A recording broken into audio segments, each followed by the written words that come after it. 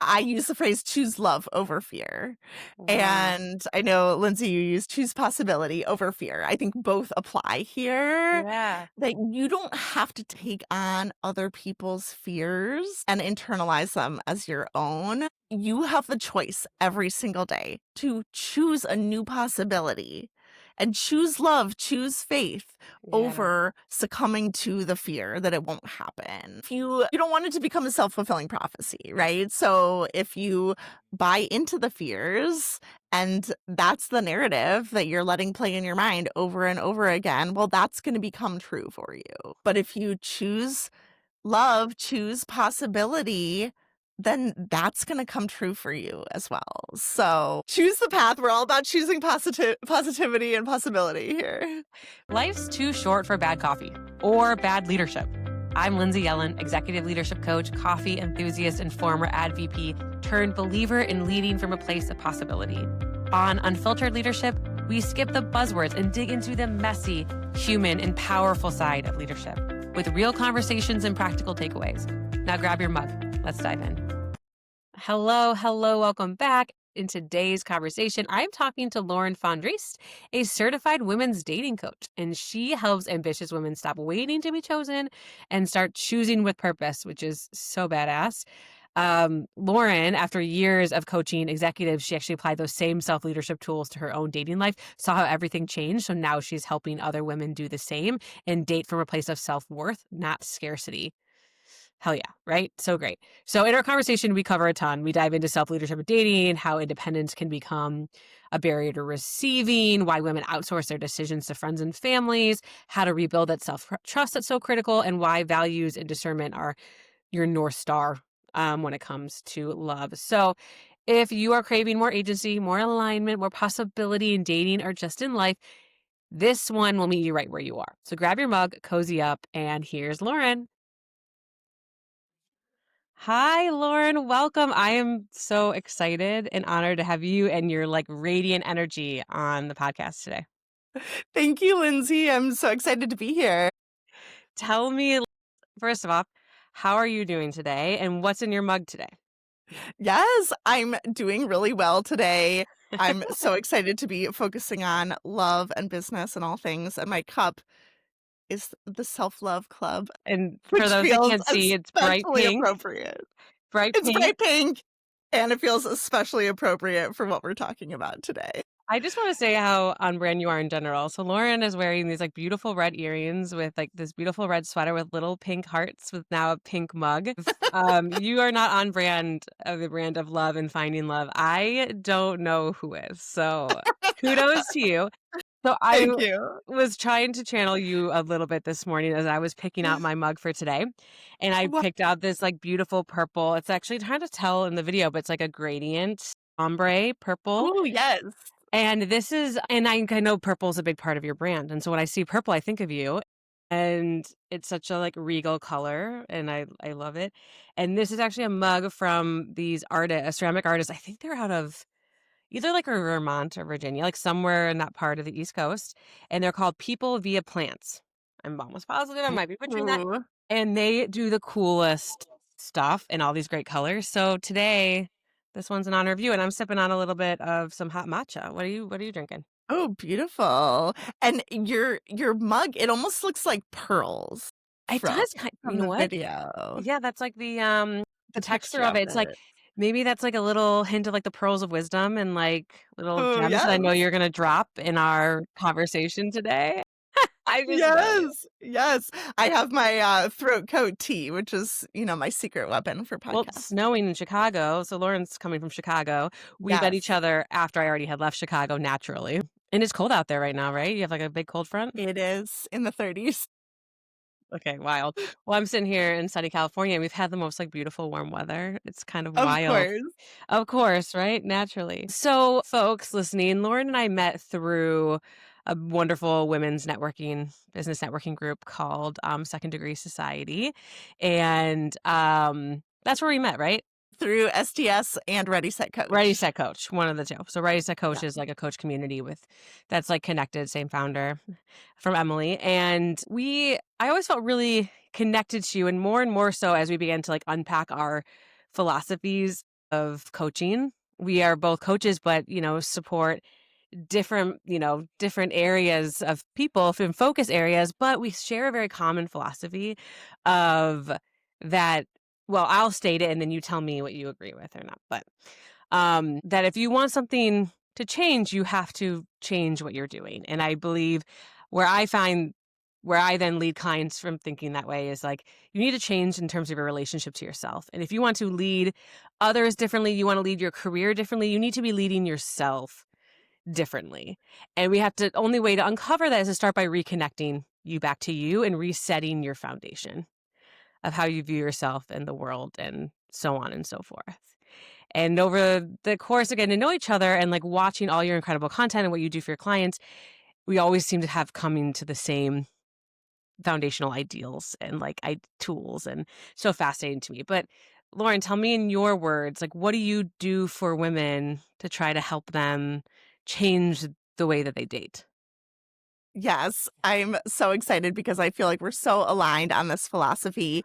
The way that I help women in dating, my tagline is stop waiting to be chosen and start choosing with purpose. So it really takes the approach to dating off of this passive, wanting to be more likable approach that so many of us grew up learning to take from all the media and movies that Yes. we consumed, and really taking a more empowered role where we know as humans we can only control ourselves. So that's really where this self leadership comes in. And when it comes to preparing yourself to be truly ready to call in your most aligned partner, that's the stage at which I work with women when they know they're done with dating, they want to find their person, and they're stuck in the dating process. They don't know what's going wrong with the dating apps. They're not meeting aligned people. They're feeling really stuck and deflated.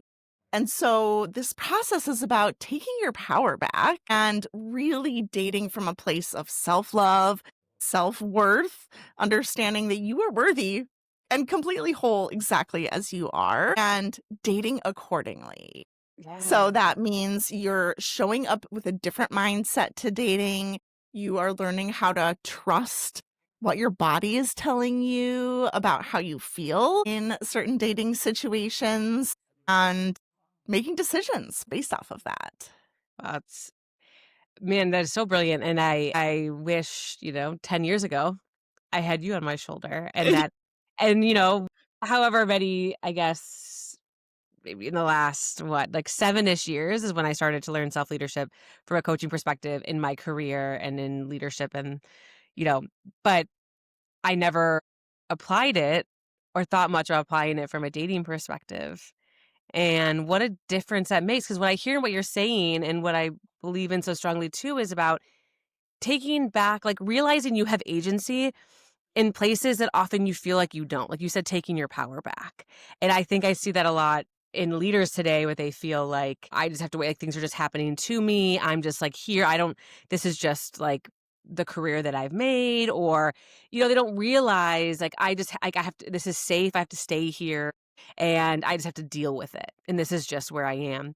And they don't realize that even if you don't want to make a massive career change, you still have so much agency in how you're showing up, how you're interacting with others, how you are leading yourself, how you're perceiving things, how you're managing things, what you're doing outside, all the other aspects that often we just like give up on or give away. What do you notice from your end? Yes, this is a pattern that I see so much in high achieving women who are Yeah. trying to date. And I experienced this myself when I was single and dating. I was growing in my career and I felt like, well, I know I'm a good catch, but why isn't dating working for me? Mm, I was constantly getting into situationships, which essentially is a non committal relationship, right? yeah. It's more casual dating when I deeply wanted a committed partner. Yeah. So after years of struggling through that, I realized that I must be approaching this wrong, right? I could blame it on all the men I dated, but at the end of the day, it's that self leadership. I knew that I had to take a look at how I was approaching dating and figure out how could I approach it differently to get a different result. And I learned that there's actually skill and strategy to dating, and learning how to communicate from a place of self-worth, to trust yourself, to advocate for yourself. Those are all skills that you really need Yeah. to find a partnership that will carry you into the greatest love of your life, rather than settling for someone who is going to cause you to dim yourself in your life. And I realize that the women that I work with, they're all very high achieving, they're growth oriented. Some of them are even business owners. They're excelling in their careers and they're used to being very successful in that arena of their lives, but that success is not translating into their dating life. And so I help them make that shift of taking that same self leadership approach into the dating world. What do you think gets in our way Ooh, from so many things. yeah, I mean, pick up the mug. What do you what do you got to share on that one?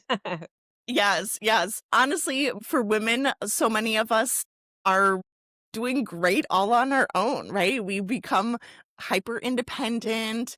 We are calling all the shots in our jobs, making beautiful life decisions for ourselves, and growing our own communities and friendships and hobbies and living really full lives on our own.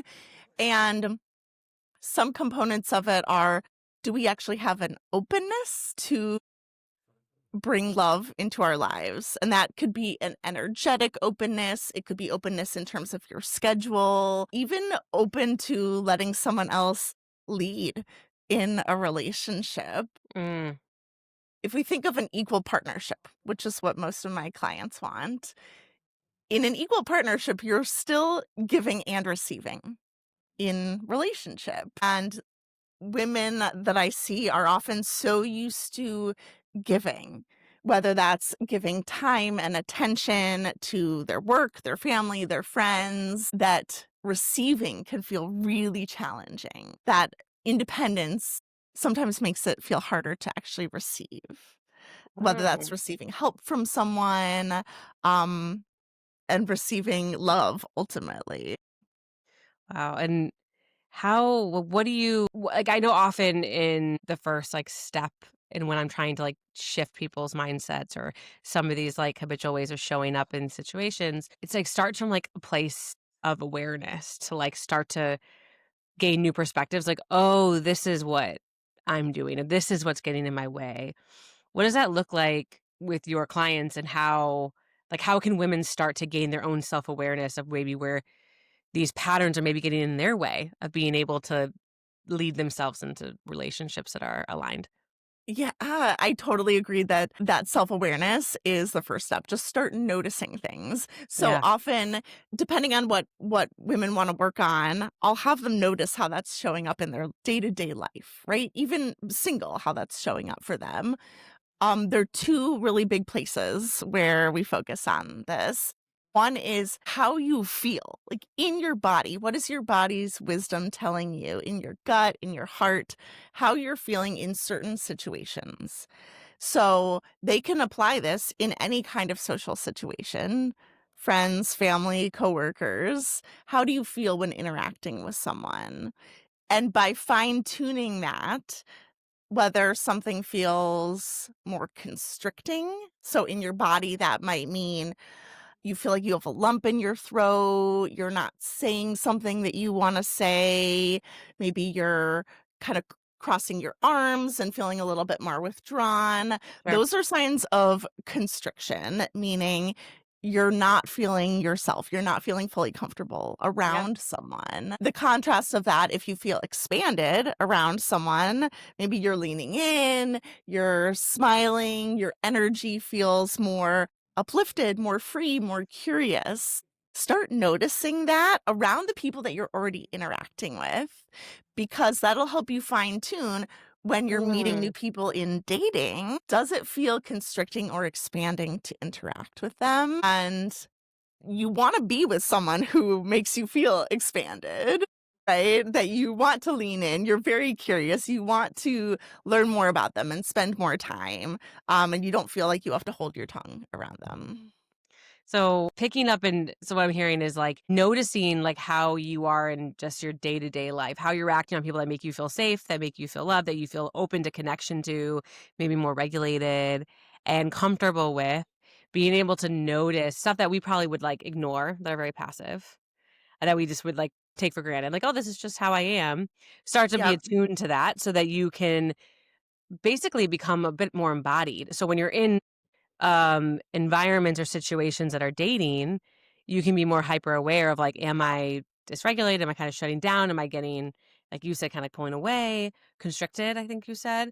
Or Yes. am I open? Does this person kind of make me feel comfortable if I feel like open, ready to connect and I feel safe, even if it's just, this kind of Yeah. meeting, dating environment? Yeah, exactly. And you touched on embodiment and regulation, and Mm-hmm. building those helps contribute to your self-trust. And I think Yeah. this self-trust is so important because when you're choosing a life partner, at the end of the day, you are the only person who's going to know whether that person is right for you. I'm really glad you brought up self trust because I'm like very curious how that comes up with your clients because I find particularly in women, we can often not really know what self trust Mm, is or don't know the difference of like is this anxiety or is this is this my instinct and or is this um self-limiting beliefs or is this something that I should be listening to? Like we can trick ourselves into believing lots of things and we have very deep everybody does, not just women, but we have very deep stories and saboteurs and parts of ourselves that are trying to protect us that can then put up a lot of walls and create a lot of reasons to push away or to self-sabotage. And I can imagine that comes up a lot in the dating world because it's a very vulnerable place to be. So I'm just curious, how do you help women or what's like your thoughts on overcoming some of these self-limiting beliefs and like that inner critic around dating and themselves and how to help like turn that into self-trust?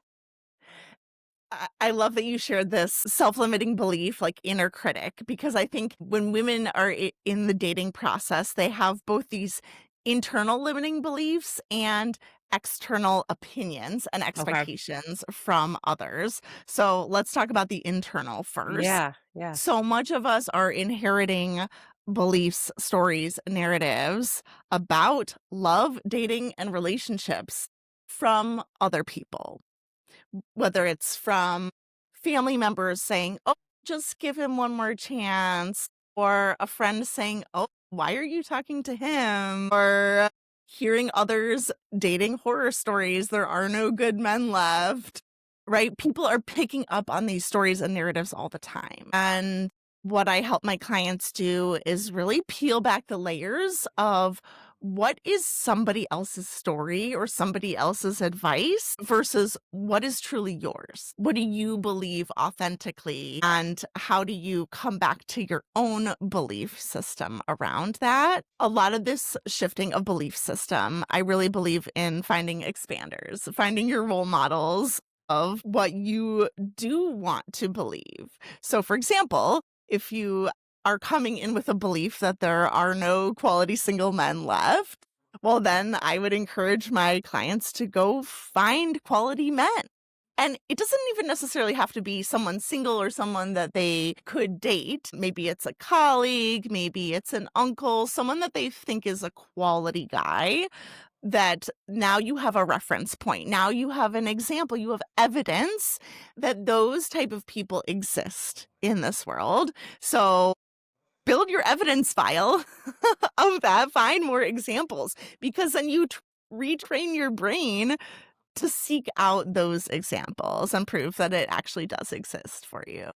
Oh, that's like, yeah, I love the use of expanders. And, it almost brings me back to this idea of tapping into different perspectives when trying to like get out of one that isn't productive for you. So I'll often talk with leaders about if there is if there's like a leader who is very inspiring to you, mentor, maybe it's Ted Lasso, maybe it's your dad, maybe it's your manager. It could be a million things, right? Maybe it's Taylor Swift. But it's when you're in a moment of like stuckness on something in a perspective that maybe is somebody else's story. Maybe it's an outdated story of yourself. Maybe it's just very fear driven, like tapping into one of those expanders, to use your language, because I love that so much, to say, oh, wait, what would they say? What would they do? Like, oh my, and Mm, then it just expands your perspective into more possibilities. And like, yes. oh, that actually does feel more aligned. That makes me feel more open. That makes me feel more lit up. That's where I want to be moving myself forward from. And I think so often it's easier because we're wired this way to stay in the more limited perspectives that are driven by fear, driven by the worst thing that can happen, driven by that voice that's like saying your worst fear, like, really? That's the best you can do, or whatever it sounds like, because we think we're keeping ourselves safer, but all we're really doing is keeping ourselves held back from like the life we deserve and the partner we deserve. Right, right. And I think a lot of this is reinforced by external opinions. Yeah, And yeah, talk about that. dating yeah, dating especially is an area where I feel like, women tend to go to their friends or to their mom or their aunt or whoever and talk about their dating situation. Not to say that there's anything wrong with sharing with the people close to you what's going on, but when you're outsourcing your actions and your beliefs to Mm. other people, it's not giving you a chance to build that self-trust and really tune into, well, what do you think is right for you? So I think this whole I external expectations really, really weighs heavily on a lot of women in the dating world. I wanna underscore something that you just said, outsourcing your actions and your opinions. I mean, I think that we are very guilty of doing that, especially in dating, because it is such a vulnerable, uncertain place to be, and think there is a lot of fear what other people think when we're getting into new relationships, and it's very easy to outsource our agency, I'll even say, right? Mhm. Outsource our agency, over this relationship to other people. And you're right, that is such a counteraction. What I like, you're not giving yourself the chance to decide for yourself. You're just giving all of that away. Outsourcing your actions and opinions. That's really good.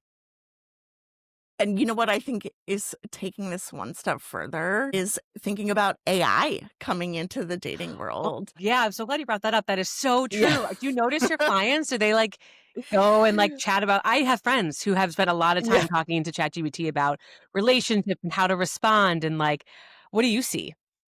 So I have seen a little bit of that, of people going into ChatGPT and analyzing text messages or dating situations. I also see advertisements for apps that teach you how to talk in a certain way or text in a certain way. And to me, it feels like, again, it's another step removed from your authenticity, your humanity. At the end of the day, love is the most human, deeply, deeply, deeply human experience. And to outsource something like that to AI to craft your text message or your response to something, it just feels like we're getting further and further away from really bringing it back to that self trust. I was just gonna say, what also like a rupture or Hmm. inhibitor of self trust, because you are allowing somebody else to really solidify how you feel, what you should do, versus even if you don't know, even if you mess up, that's how you learn.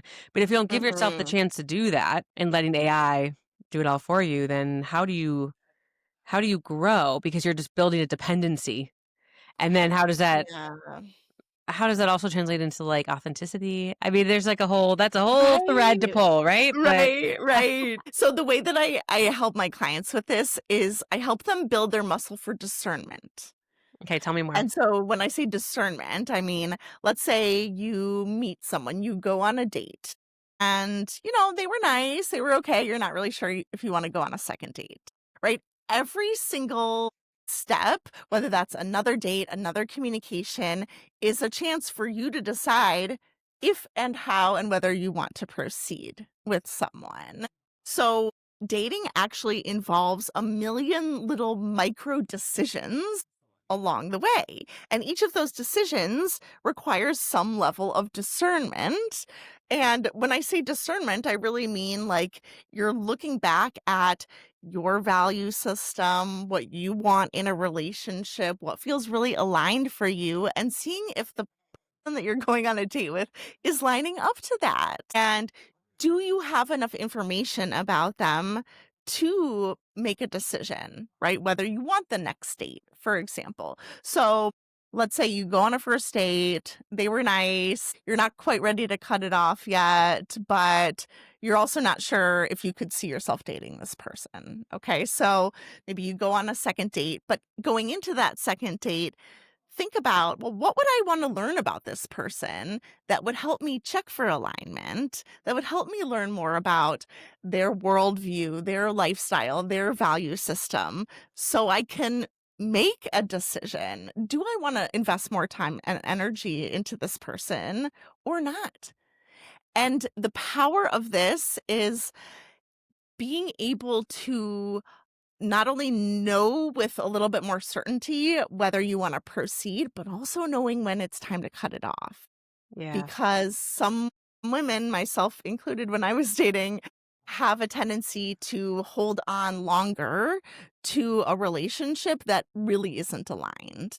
Mm. And I spent a lot of time and emotional energy with people that didn't actually want the same things that I wanted. And I wish I had learned how to discern that I needed to cut those off faster to create space for the right person to come in. So how do you build like the tools or the awareness to like helps that discernment? Like know what every individual woman wants or needs to be able to like kind of create that evaluation set for that's very uniquely personal to them. Yes, it is very uniquely personal. So we do values exercises, right? My To figure favorite. out, yes, I knew Mhm. you'd love that, right? Not only what are your own values, but what values do you want in a partner? Yeah. And a lot of times there's a big overlap on that list. I use the phrase be the energy you want to attract. So, how are you showing up today in your life, even single, as a match for the partner that you want to call in? Having that shared value system, getting really clear on what are your non negotiables in terms of worldview, lifestyle. These are the big things that make up compatibility. Yeah. So that discernment really links back to what you've discovered about yourself through this process of values, worldview, lifestyle, and seeing if there's alignment there.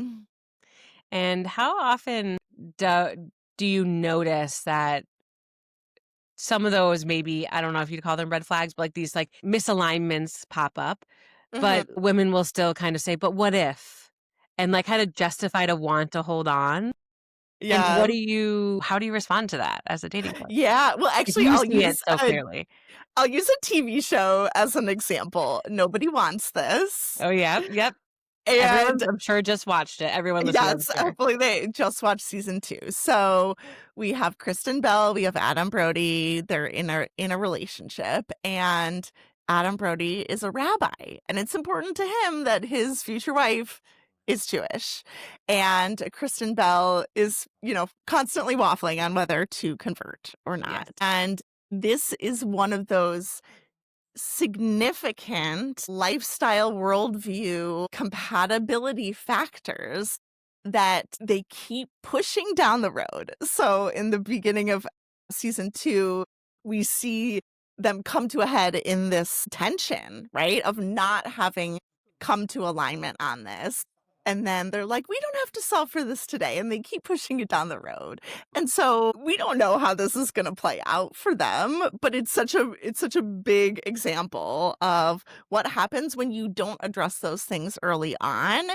It's going to keep coming up as an issue until you really address it and decide one way or another.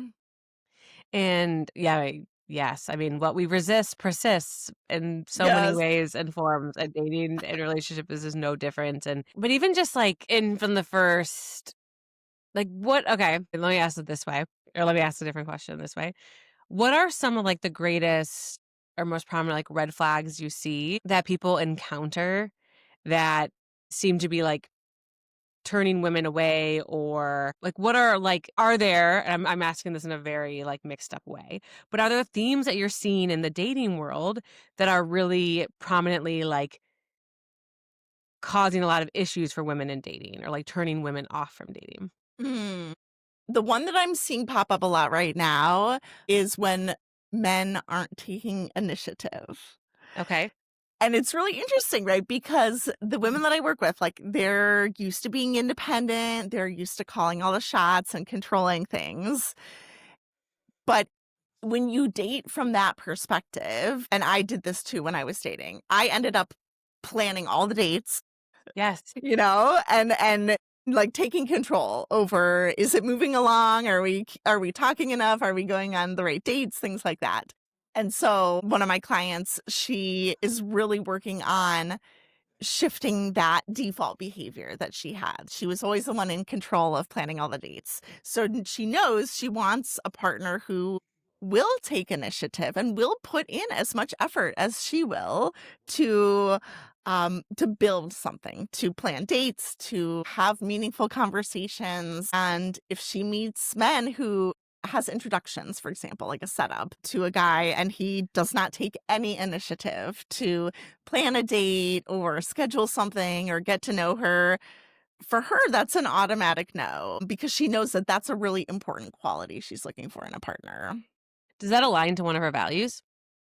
Or is it separate? Ooh, such a good question. I think drive is probably one of her Okay. values, and so that, yeah, there is something tied up in that. Yeah. And I mean, that also, Mhm. like, that also takes a lot of self-trust and accountability to kind of hold those firm boundaries, which is why I think, I'm sure, having someone like you as a partner, as a guide, as a coach is so huge to help folks feel a stronger footing, because I think there's a lot of fear. Like, well, if I let this one go, will another one come? Is this the best I can get? Or maybe it's not that big of a deal. Or kind of like these thoughts that, like, question ourselves, like we've kind of been talking about. And so, what do you do to help encourage women to really hold firm in these boundaries and be like, I've heard people, if it's not 100% yes, and it's a no for now. Like, nope, got to keep moving on. You are so right. It's so easy to fall back into our default patterns, especially when you're coming in from that fear and scarcity mindset. Like, what if there isn't anybody else out there? What if I'm missing out on someone great because I'm not the one planning a date for us? I I I feel it, I see it, I've been there myself, absolutely. And the the differentiator here is to call in what you really truly want. You have to say no to anything that doesn't line up with that. That's what I experienced in my own dating life. I was Yeah. constantly putting up with these non-committal men and entertaining them, and I finally hit my "I'm done" moment. This isn't aligned with what I actually want. So I said, "Universe," and also through a breakup text, "I only want to be with someone who's committed to being with me and only me, and I'm not willing to entertain anything that's not that." And to me, like, that was my line in the sand, that was my energetic up level. That was me saying, "I am no longer tolerating anything that does not align with what I actually want." And Yeah. then, guess what happened? I met my husband 5 weeks later. Wow. Talk about some powerful manifestation, and also, Yes. like, there's so much self-love in that, and Yeah. self-belief, and, like, this is what I want, this is what I deserve, and this is what's possible, and like you said earlier, like, just not settling for something that is less than what you absolutely require and want. Exactly, and I feel like settling is something, right, we talk about, we hear about, and a lot of people settle in all kinds of different ways, and it's so disheartening to see that, and it's understandable though, right? A lot of it comes from pressure around time, Yeah.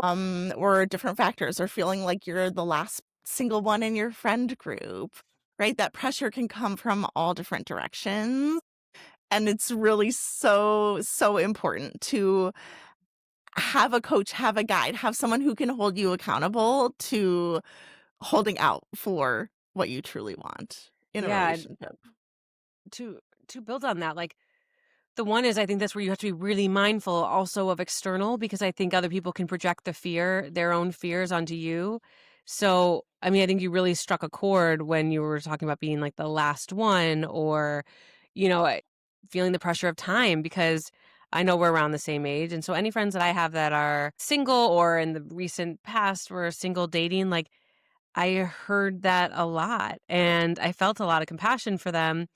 But I know that if let's say they're talking to other people about men or dating and, like, maybe raising some of these concerns or not, one of those misalignments that you talked about, it's really easy for other people to be like, "Yeah, but," you know, like, kinda projecting their own fears about your timing as well, because it's just very common in society to feel like, "Well, you're kind of getting," like, "There aren't lots of men left," or, you say you want kids and it's kinda getting it's getting later.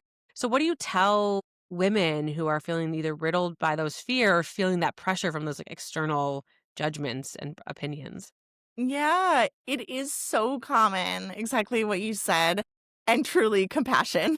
I love that you brought that in, right? Building compassion for them, building that self-compassion, and really, like, having a cheerleader or someone in your court that can come in feeling, like, more unbiased, non-judgmental, and help you figure out what's right for you. Yeah. Because you're absolutely right.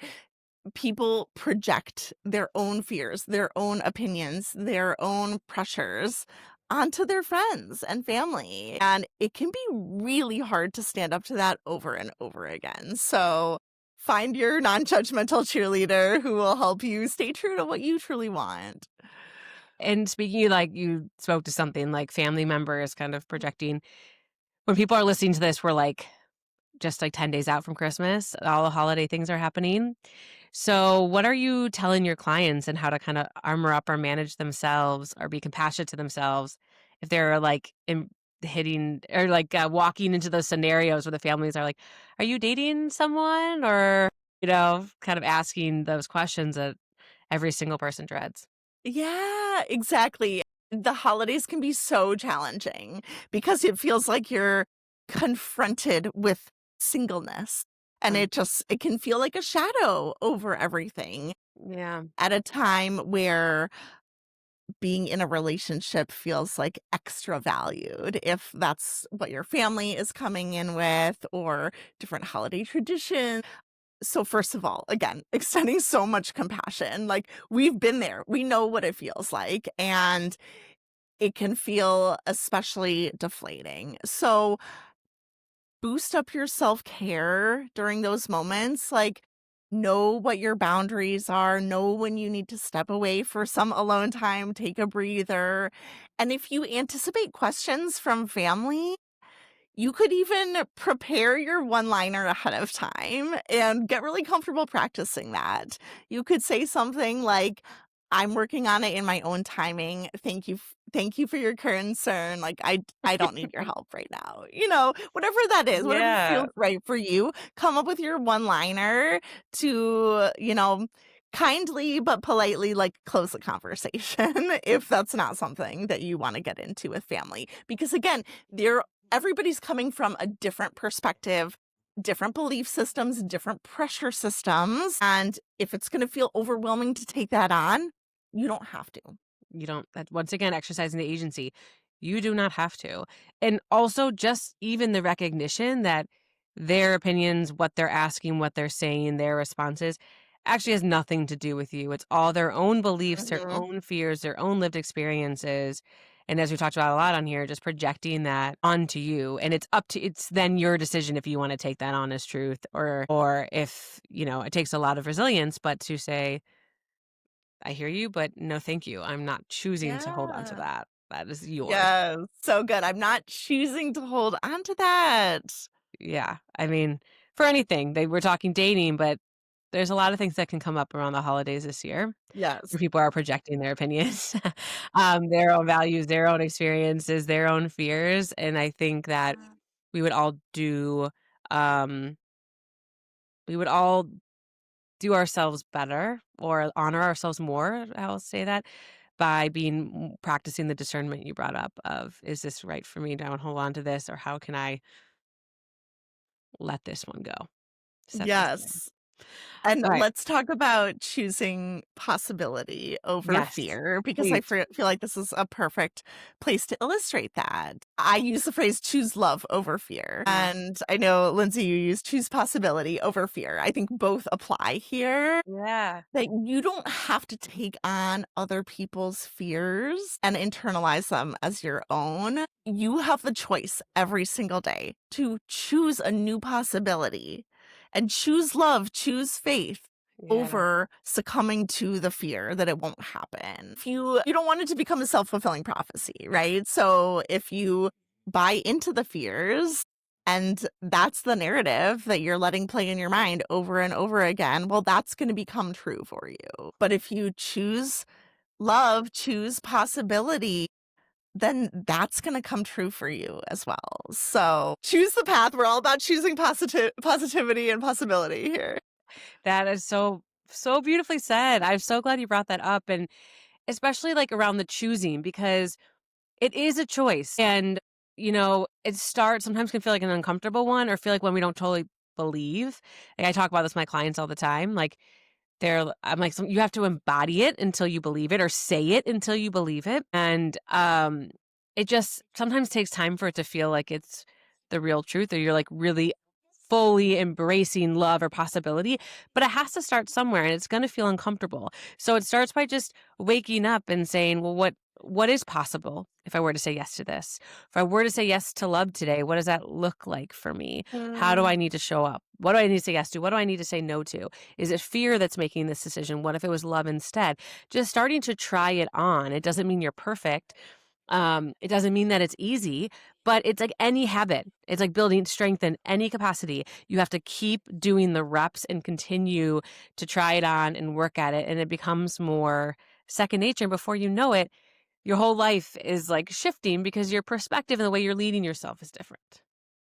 Yes, and I love that you shared, like, you can start small to build this habit, even though it feels like a really big thing and it will have a really big impact on your life, start small in the little daily choices, like, what time you leave work or whether you say yes to going to a happy hour or not.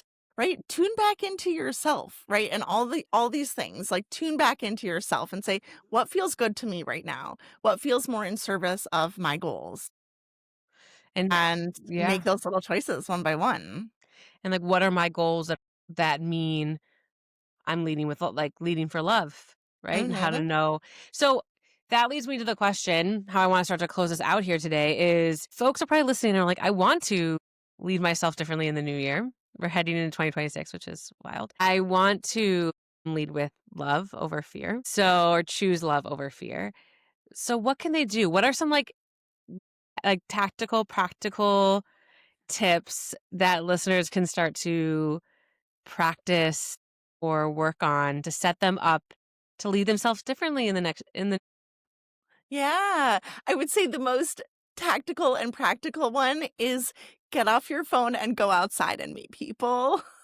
what? Because No. on our phones, there's so much fear. There's fear around our world, there's fear around the state of men and the state of dating, and it's Yeah. so easy to get sucked into that, and then that builds up your belief system that there are no good men out there, Yep. right? But when you put your phone down, you go outside, you go meet people, go to different events, go to different organizations, go to third spaces that are co-ed that you can run into people and meet new people. It's actually pretty incredible, the mental boost you get when you meet new people out in the world, and then you're like, "Actually, the world is really good," right? So it's, again, retraining your brain to find evidence of good people and making new connections. So that would be my one biggest piece of advice is less time buying into the fear on your phone and more time seeking possibility and seeking love out in the world. Yeah, I'm building real human connection. Yes. What about those that want to make sure that they're starting from the right place? Meaning they're starting from a place of self-connection, kind of resetting that foundation of their beliefs and their needs. What can they do on their own to start to reset that? Yeah, yeah, and I love that you use the word reset because I often refer to my program, the Aligned Dating Program, as hitting the reset button in dating and really, like, taking a step back and saying, "How do I wanna approach dating in a way that will actually get me to the result I'm looking for," which is an aligned, committed relationship. So, Mhm. we start with self-love. So that would honestly always be the starting point is strengthening your self-love. Treat yourself so well. Like, not only from a self-care standpoint, treat your mental health well, treat yourself with compassion, and really, like, take good care of yourself because we teach people how to love us and how to treat us by how we love and treat ourselves. Yeah. So, bolster that first as your foundation in the new year. Treat yourself really, really well Okay. because that becomes your baseline, right? For anybody else coming into your life, if they don't treat you that well, then they don't deserve your time and energy. I can imagine, like, that makes so much sense, of course, right? Yet why is that so hard for us? Are there any exercises that you give your clients to start to strengthen their muscle of self-love or at least, like, accept and practice more self-love? Yeah, honestly, it's I don't have a specific exercise around it, but I think it's just that choice, making that conscious choice every single day to be conscious and intentional. How do I want to live my life today? How do I want to treat myself today? Mm. You can come back to that at any time. How do I wanna treat myself today? I feel like that's a powerful question that I don't even think we have any consciousness around usually. How do I wanna Mhm. treat myself today? I think we're in a default state, and we just Yeah. worry more about how are others perceiving the way we're treating them? How am I treating others? And then how are others treating me? I think then is second, but how I treat myself, and then aligning that with, is that how you want to be treated by a partner? Or Yeah. and then saying, if not, then I have to change the way that I'm treating myself. Because it's similar Right. to practices of mindful self-compassion where we ask the question of if your best friend or someone you care deeply about is going through what you're going through, what would you say to them? And how that totally flips what our narrative is. And we would say, well, I would never talk to them the way I'm talking about myself or talking to Yeah. myself. I would tell them these like very loving, supportive, wonderful things. Okay, well, can you say that now to yourself? So Yes. similarly, it's like even if you were to use someone you love, like you're thinking about your best friend or a sibling or somebody in your life you care about, how do you want them to be treated by somebody? How do Yeah. you wanna be treated by somebody else? Like, can you accept that? Now, can you Mhm. treat yourself with that same type of love and support and champion and care? And it feels like that's a good litmus test of if I'm able to start to accept that from myself, then I'm ready to accept that fully from somebody else. Yes, yes, and how you know that that's not working, I remember, thinking about this when I was single. If you're with someone and you're in a situation that you would be reticent to tell your friends about, Yeah. maybe there's something to look at there that you are tolerating less than what you're worthy of. That's that's a powerful and very real one. And what I hear in that is shame. If you're feeling Yeah. some shame around something, that's usually the things we tend to hide. Yeah. There's no room for that in an aligned, beautiful, loving relationship. Right, That's probably right. what you want or deserve. Shame probably doesn't have a home. Or it's a question of why feeling shame is that do you need, is that because the relationship is bad? Or is there another fear there that is getting in the way? Mhm. I'll round out your two beautiful tips with so get off your phone, one. get out into the real world. I feel like everybody needs that no matter what. Like, Yeah. we need to, like, be with people Yes. in person. So, if there's one goal in 2026 is to be with people, build community, have in-person conversations, hold that mug and I wish we were in person, right? But Yes. go to the coffee shop together, just have a walk. So get off the phone, meet people in real life. Take down some of those, like, fear barriers and walls that are being built up so strong. The second is practicing self-love. How do you love yourself as radically as you want to be loved by somebody else? And the third one I'm gonna toss in there is to connect back to values, right? We both talk about how much that is so foundational to leading yourself in all parts of your life, and I think the new year is the best time to sit down and reconnect to what your core values are and asking yourself what truly are my driving beliefs, my philosophy, what's most important to me. You don't choose them. They're not morals. They're not chosen. They're inherently a part of you. And how do you start to uncover and name them and then use them as the filter? What does this mean for my dating life? What does this mean what I want from a relationship? How do I have to show up in a certain way to honor this value to find someone who honors it as well? Yes. Such a good question.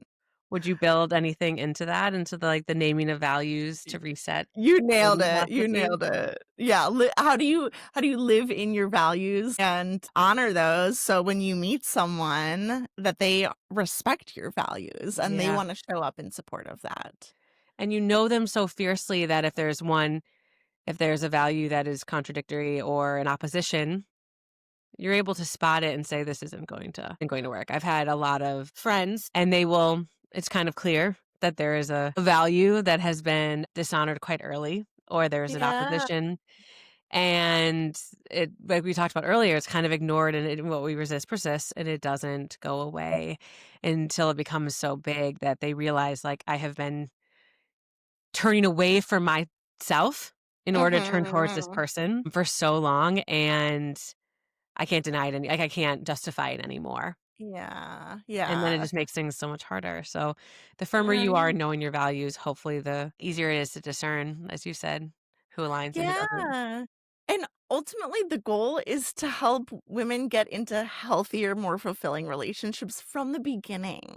Yeah. Man, what a And world. yeah, and have such a more beautiful life outcome because of that. Yeah.